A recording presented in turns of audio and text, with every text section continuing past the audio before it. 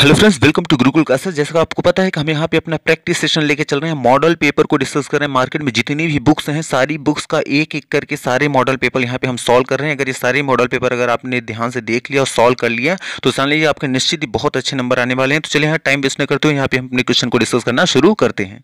पहला क्वेश्चन देखिए आया है, सिंधु सभ्यता का प्रधान केंद्र किसे माना जाता है। ऑप्शन ए में आया है, देखिए आया है मांटगोमरी, बी में आया है देखिए लरकाना, सी में है हड़प्पा और डी में आया है सियालकोट। तो जानते रहिएगा सिंधु सभ्यता का प्रधान केंद्र माना जाता है हड़प्पा को। हड़प्पा देखिए कहाँ है, ऑप्शन नंबर सी। तो सी को हम क्लिक करते हैं। 77 नंबर देखिए क्वेश्चन आया हुआ है, इतिहासकारों की राय में हड़प्पा संस्कृति का विनाश कैसे हुआ था। देखिए ए में आया है एक भूचाल के बाद, बी में है भारी बाढ़ से, सी में है महामारी से, डी में है उपयुक्त सभी कारणों से। तो जानते रहिएगा इतिहासकारों की राय के अनुसार हड़प्पा संस्कृति का विनाश हुआ था भूचाल की वजह से भी, महामारी की वजह से भी और बाढ़ की वजह से, मतलब तीनों के तीनों। इसलिए ऑप्शन नंबर डी में है जो उपयुक्त सभी कारणों से। तो डी नंबर को हम क्लिक कर देंगे।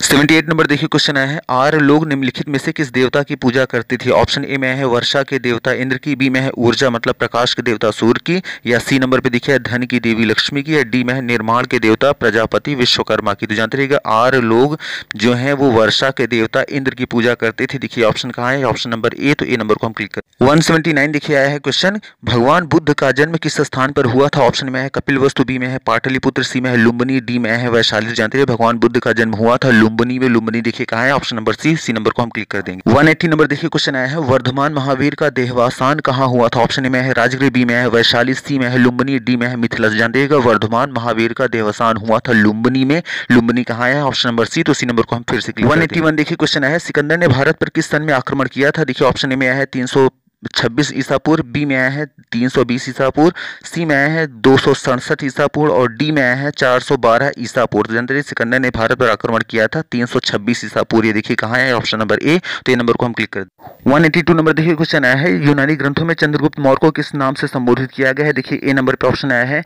अमितोचेट्स, बी नंबर पे है अमिच्छघात, सी में आया है सैंड्रोकोर्स और डी में है अग्रमीज। तो जानते रहिएगा यूनानी ग्रंथों में चंद्रगुप्त मौर्य को सैंड्रोकोर्स कहा गया है। देखिए सैंड्रोकोर्स कहा है, ऑप्शन नंबर सी। तो सी नंबर को हम क्लिक कर देंगे।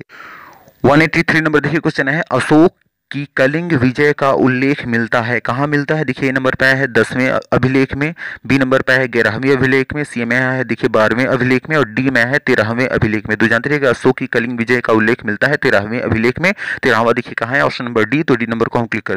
184 देखिए क्वेश्चन आया है, चरक संहिता किसके समय की रचना है। ऑप्शन ए में है कनिष्क, बी में है चंद्रगुप्त द्वितीय, सी में है बिंदुसार और डी में है स्कंदगुप्त। जानते रहिएगा चरक संहिता कनिष्क के समय की रचना है। कनिष्क कहाँ है, ऑप्शन नंबर ए। तो ए नंबर को हम क्लिक कर दें। 185 नंबर देखिए क्वेश्चन आया है, मौर्य वंश के पश्चात शुंग वंश की स्थापना किसने की थी। ए में देखिए ऑप्शन में है अग्निमित्र, बी में है पुष्यमित्र, सी में है वसुमित्र और डी में है सुज्येष्ठ। जानते रहिएगा मौर्य वंश के पश्चात शुंग वंश की स्थापना की थी पुष्यमित्र ने। पुष्यमित्र कहाँ है, ऑप्शन नंबर बी। तो बी नंबर को हम क्लिक कर दें। 186 नंबर देखिए क्वेश्चन आया है, इतिहासकार समुद्रगुप्त को किस नाम से पुकारते हैं। ऑप्शन में है भारत का सिकंदर, बी में आया है भारत का नेपोलियन, सी में आया है भारत का हिटलर और डी में है इनमें से कोई नहीं। तो जानते रहिए इतिहासकार समुद्रगुप्त को पुकारते हैं भारत का नेपोलियन कह के। तो भारत का नेपोलियन कहाँ है, ऑप्शन नंबर बी। तो बी नंबर को हम क्लिक करें। 187 नंबर देखिए क्वेश्चन है, चोल पांड्य और चेर के राजाओं के विषय में हमें किस साहित्य से जानकारी मिलती है। ऑप्शन ए में है वैदिक साहित्य, बी में है अर्थशास्त्र, सी में है संगम साहित्य और डी में है अन्य धार्मिक ग्रंथ से। जानते रहिएगा चोल पांड्य और चेर राजाओं के विषय में हमें जानकारी मिलती है संगम साहित्य से। तो संगम साहित्य कहाँ है, ऑप्शन नंबर सी। तो सी नंबर को हम क्लिक कर। 188 नंबर देखिएगा आया है क्वेश्चन, चीनी यात्री वेनसोंग किस राजा के शासनकाल में भारत आया था। ऑप्शन ए में है हर्षवर्धन, बी में है चंद्रगुप्त मौर्य, सी में है अशोक और डी में है समुद्रगुप्त। जानते रहिएगा चीनी यात्री वेनसोंग आया था हर्षवर्धन के राज्यकाल में। देखें तो हर्षवर्धन जी कहाँ है, हर्षवर्धन देखिए ऑप्शन नंबर ए। तो ए नंबर को हम क्लिक करें। 189 नंबर देखिए क्वेश्चन आया है, चालुक्य शासकों में किसे सर्वाधिक योग्य और प्रतापी राजा माना जा सकता है। ऑप्शन ए में देखिए आया है पुलकेशिन प्रथम, बी में है सोमेश्वर द्वितीय, सी में है विक्रमादित्य पंचम और डी में है पुलकेशिन द्वितीय। तो जानते रहिएगा चालुक्य शासकों में सर्वाधिक योग्य प्रतापी राजा माना जाता है पुलकेशिन द्वितीय को। तो देखेंगे कहाँ आया है, देखिए ऑप्शन नंबर डी। तो डी नंबर को हम क्लिक कर देंगे।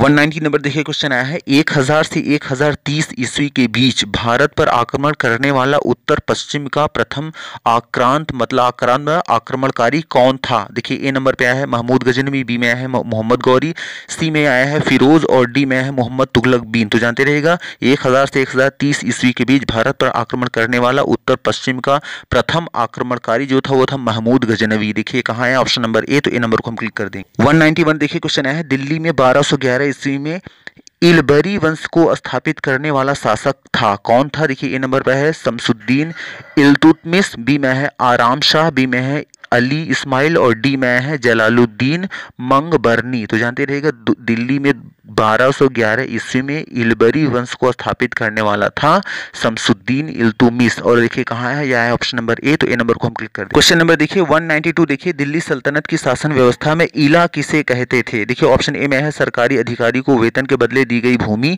या फिर बी में देखिए है जमींदारी व्यवस्था, सी में है कृषि कर था, या फिर डी में है महत्वपूर्ण पदाधिकारी। अब जानते रहेगा दिल्ली सल्तनत की शासन व्यवस्था में इला कहते थे सरकारी अधिकारी को वेतन के बदले दी गई भूमि को। तो देखेंगे कहाँ आया है? ये ऑप्शन नंबर ए। तो ए नंबर को हम क्लिक कर देंगे। क्वेश्चन नंबर देखिएगा 193 देखिए आया है, खुतबा क्या है? खुतबा। अब देखिए ए नंबर पे ऑप्शन आया है शुक्रवार की प्रार्थना में शासक सुल्तान के नाम से धार्मिक उपदेशों का वाचन, या फिर बी नंबर पे है सुल्तान का युद्ध संबंधी विशेष आदेश, या फिर सी पे देखिए सुल्तान का युद्ध में पराजित शासक को दिया गया दंड, या फिर सी में डी में देखिए है इनमें से कोई नहीं। तो जानते हैं खुतबा क्या है? खुतबा था शुक्रवार की प्रार्थना में शासक सुल्तान के नाम से धार्मिक उपदेशों का वाचन, ये जो था इसी को कहते थे खुतबा। और देखिए कहाँ है? Option number A. तो ये नंबर को हम क्लिक कर देंगे।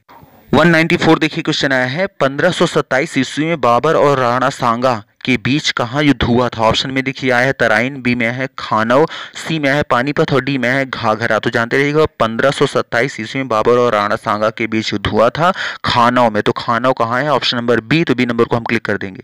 क्वेश्चन नंबर देखिएगा 195 देखिएगा, फतेहपुर सिकरी में किस सूफी संत की मजार अकबर द्वारा बनवाई गई थी? ऑप्शन ए में है निजामुद्दीन औलिया, बी में है मोइनुद्दीन चिश्ती, सी में है सलीम चिश्ती और डी में है ख्वाजा मोइनुद्दीन।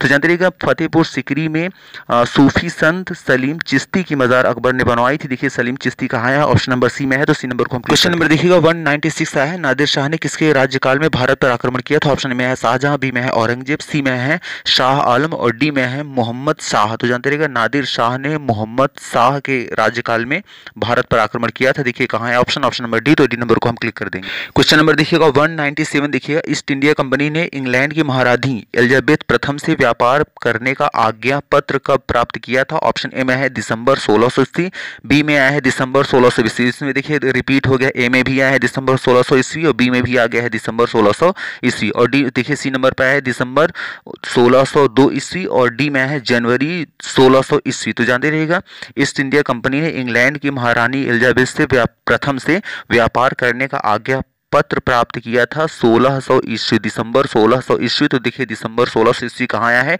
ये ऑप्शन ए में भी आ गया है, ऑप्शन बी में भी आ गया, बाय मिस्टेक दो जगह प्रिंट हो गया एक ही चीज। तो जानते रहिए कि दिसंबर 1600 ईस्वी में। तो हमारा यहाँ ए भी ऑप्शन सही है, बी भी ऑप्शन सही है, यहाँ प्रिंट की मिस्टेक है बुक्स की।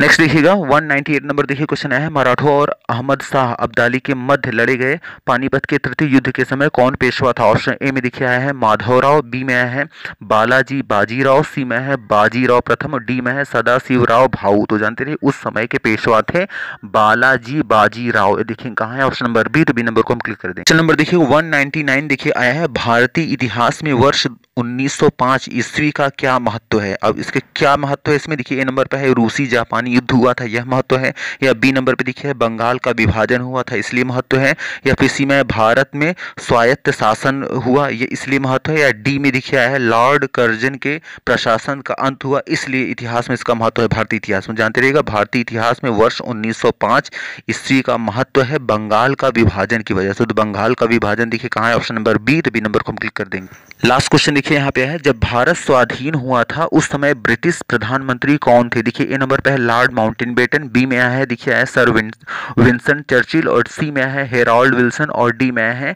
क्लीमेंट एटली। तो जानते रहिएगा जब भारत स्वाधीन हुआ था उस समय ब्रिटिश के प्रधानमंत्री थे क्लीमेंट एटली। क्लीमेंट एटली कहाँ है? Option number D. तो डी नंबर को हम क्लिक कर देंगे। तो मे भी आपको आइडिया लग गया होगा कि कैसे बुक्स में मॉडल पेपर बन के आ रहे हैं। अगर इसी तरह के सारे मॉडल पेपर आपको सॉल्व करने हैं तो प्लीज वीडियो को लाइक करना, चैनल को सब्सक्राइब करना ना भूलें। Thank you very much for watching this video. Thank you.